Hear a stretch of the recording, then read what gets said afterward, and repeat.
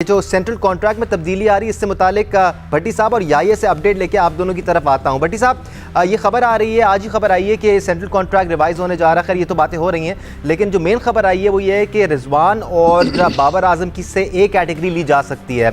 पे स्केल्स अलबत्ता वही रहेंगे। जी हाँ दानिश, ये मेरी ही खबर है। देखें, खबर सहाफ़ी को कई बार इंफॉर्मेशन नहीं आती, वो अपने तजर्बे की भी बुनियाद पर खबर देता है। पिछले साल सितंबर अक्टूबर में पीसीबी से बहुत ज़्यादा लंबी चौड़ी नेगोशिएशन के बाद और पीसीबी को काफ़ी प्रेशराइज कराने के बाद 3 साल का सेंट्रल कॉन्ट्रैक्ट जो है वो बाबर आजम, रिजवान, शाहीन और सीनियर प्लेयर्स ने बनवाया, जिसके लिए ज़का अशरफ साहब को श्रीलंका जाना पड़ा, सलमान नसीर साहब को जाना पड़ा। अब अगर पिछले साल 1 जुलाई से लेकर अब 30 जून आने वाली है, अब पाकिस्तान का कोई असाइनमेंट नहीं है। पाकिस्तान सिवाय श्रीलंका से 2 टेस्ट की सीरीज जीता है और एक आयरलैंड की T20 सीरीज है जो पाकिस्तान 2-1 जीता है। अदरवाइज पाकिस्तान एशिया कप हार गया, सेमीफाइनल में नहीं गया। वर्ल्ड कप 50 ओवर्स का पाकिस्तान सेमीफाइनल में नहीं गया। अभी T20 में डिबैकल हुआ, हम इंग्लैंड से T20 सीरीज हार गए, हम न्यूजीलैंड से 4-1 हार गए, हम होम ग्राउंड पर 2-2 हार गए। तो अब जो आपका सवाल था, मैंने ये मुद्दा उठाया है कि बाबर आजम और रिजवान जो एक कैटेगरी में तकरीबन 55 से 60 लाख रुपए महीने के ले रहे थे। देखिए, प्लेयर्स के लिए पैसा है, प्लेयर्स को मिलना चाहिए, लेकिन जब आप एक्सपेक्टेशंस पे पूरा नहीं उतरते, अंडर परफॉर्म करते हैं, तो डिमोशन का भी एक सिलसिला है ना। तो मेरे हिसाब से अब दोनों की कैटेगरी नीचे जानी चाहिए। अब ये एक कैटेगरी डिजर्व नहीं करते, तो अगर दयानतदारी से नए सेंट्रल कॉन्ट्रैक्ट में नाम आते हैं तो मेरा ख्याल में ना बाबर एक कैटेगरी में रहते हैं, ना रिजवान रहते हैं। बाकी ये 2 टेस्ट क्रिकेटर्स हैं और याया हुसैनी साहब हमारे मोहतरम इस वक्त 7 समंदर पार हैं, ये इस पे बेहतर तबसरा कर सकते हैं। या जनरली स्पीकिंग सजा और जजा का जो एक एलिमेंट है ना, वो हमेशा होना चाहिए। जब प्लेयर्स अच्छा परफॉर्म करते हैं तो आप उनको बोनसेस भी दें, आप उनको पर्क्स भी दें, लेकिन अगर वो over a period of time, extended period में अच्छा परफॉर्म नहीं कर रहे हैं, इंडिविजुअली भी, एज अ टीम भी, या फिर अपने लिए खेलते हुए नजर आ रहे हैं, तो फिर सजा का एलिमेंट भी होना चाहिए। या दानिश, बात दरअसल ये है कि सजा और जजा का एलिमेंट होता पाकिस्तान क्रिकेट में तो मोहसिन रजा नकवी साहब, जिन्होंने क्रिकेट बोर्ड की इमारत गिरा दी और चैंपियंस ट्रॉफी बनाने के लिए, और अगर कोई ये पूछे कि क्या गवर्निंग बोर्ड से इजाजत ली गई है, क्या अगर ये पूछा जाए कि जी ये इमारत क्यों गिराई गई है, नए ड्रेसिंग रूम तो कुछ अरसे पहले ही बने थे, तो शायद कोई जवाब नहीं होगा। तो सजा और जजा का अगर कल्चर होगा तो पाकिस्तान क्रिकेट बोर्ड में बहुत से लोगों के घर गिर जाएंगे जो नहीं गिरने वाले। और बड़ी दिलचस्प बात है कि जो सेंट्रल कॉन्ट्रैक्ट बज़ोर बाजू हासिल किया गया था चौधरी ज़का अशरफ के टाइम पर, और ठीक वर्ल्ड कप से पहले जो है वो नेगोशिएशन हुई थी, तो आपको ये याद रखने की जरूरत है कि ये सेंट्रल कॉन्ट्रैक्ट 3 साल के लिए लिया गया है। तो आप अंदाजा कीजिए कि अपने मफादात को मद्देनजर रखकर ये सारा काम किया गया है। और आप क्यों बाबर आजम को मोरद इल्जाम ठहरा रहे हैं, आप क्यों रिजवान को मोरद इल्जाम ठहरा रहे हैं, शादाब खान को इल्जाम दे रहे हैं, फ़खर जमान को इल्जाम दे रहे हैं, शाहीन शाह अफरीदी को इल्जाम दे रहे हैं। अगर आप पिछले 5 साल का इहाता करने की कोशिश करें तो एहसान मानी, रमीज राजा, नजम सेठी और उसके बाद चौधरी ज़का अशरफ और अब मोहसिन रजा नकवी। सिलेक्शन कमेटी की अगर आप बात करें तो वहाब रियाज हैं, मोहम्मद वसीम हैं, मिसबाह उल हक हैं, मिकी आर्थर बतौर कोच आए, अब इस टीम के साथ गैरी कर्स्टन और जैसन गिलेस्पी आ गए हैं।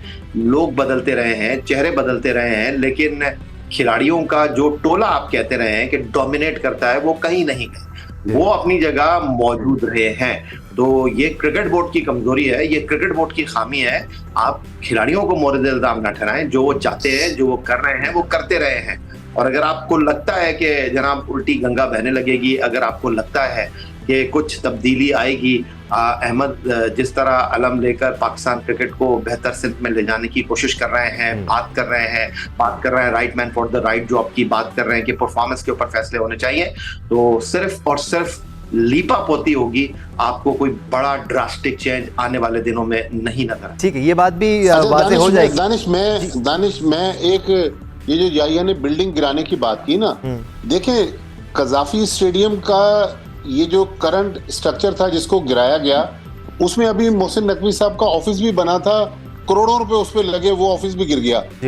नैयर अली दादा, जिन्होंने मीनार पाकिस्तान को डिजाइन किया, पाकिस्तान के मशहूर आर्किटेक्ट, उन्होंने ये बिल्डिंग जो इस वक्त हम स्क्रीन पर देख रहे हैं, ये बिल्डिंग उन्होंने बनाई थी, लेकिन अब ये इस हालत में नहीं है, अब ये बिल्डिंग गिरा दी गई है। तो मेरा सवाल ये है, लॉर्ड्स को रिस्ट्रक्चर किया गया, एडिलेड ओवल 2015 में अहमद शहजाद, मैं, याहिया हुसैनी, हम लोग भी एडिलेड ओवल, लेकिन उसका जो पुरानी बिल्डिंग्स हैं उनको उन्होंने प्रिजर्व रखा हुआ है। हमने पुरानी बिल्डिंगें भी गिरा दी, तो मतलब क्या हासिल करना चाह रहे हैं कि जो हमारी हेरिटेज थी हमने उसको भी खत्म कर दिया। बिल्कुल, प्लानिंग पे ज़रूर बात की जा सकती है। एक बार फिर अहमद वापस आते हैं प्लेयर्स पे, और जो सेंट्रल कॉन्ट्रैक्ट्स की हम बात कर रहे थे, हम दूसरी जानिब निकल गए, बट ये जो सज़ा और जज़ा की हम बात कर रहे हैं, अगर एक टूर्नामेंट में आपकी परफॉर्मेंस इतनी नाकिस रहती है और आप आउट हो जाते हैं पहले ही राउंड से, तो फिर सेंट्रल कॉन्ट्रैक्ट्स में भी तब्दीली बनती है। दानिश भाई, एक आधे टूर्नामेंट की खैर होती है।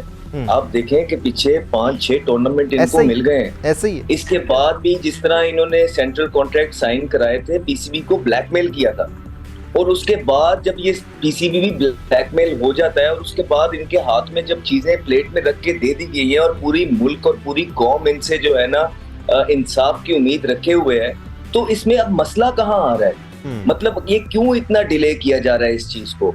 आप फैसले लेना स्टार्ट करें, कौम पूरी आपके पीछे खड़ी है, कौम आपको देख रही है, हम सब आपके लिए इंतजार कर रहे हैं कि आप आज से चीजें स्टार्ट करेंगे। तो आप, मेरा मतलब है, करना क्या चाह रहे हैं?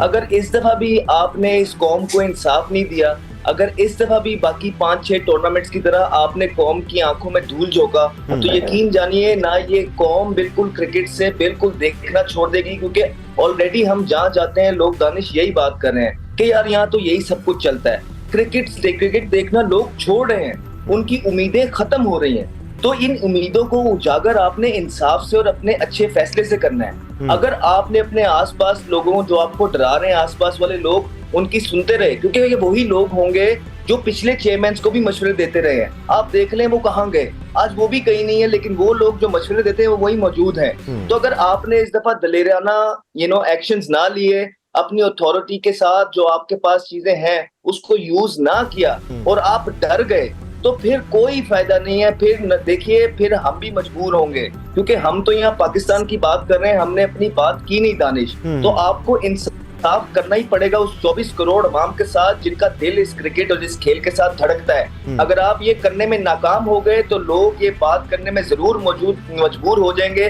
क्या ये आप दो इतने बड़े ओहदे जो हैं ये डिजर्व भी करते हैं या नहीं। बेसिकली यही बात हो रही है ना, पिछले 3-4 सालों में काफ़ी बार मुख्तलिफ चेयरमैन को, मुख्तलिफ बोर्ड के लोगों को मैनिपुलेट किया गया, तो पीसीबी को कंट्रोल अब अपने हाथ में लेना है और मॉनिटर करना है चीज़ों को, किसी के एक के पास ज़्यादा सुप्रीम पावर ना आए। बट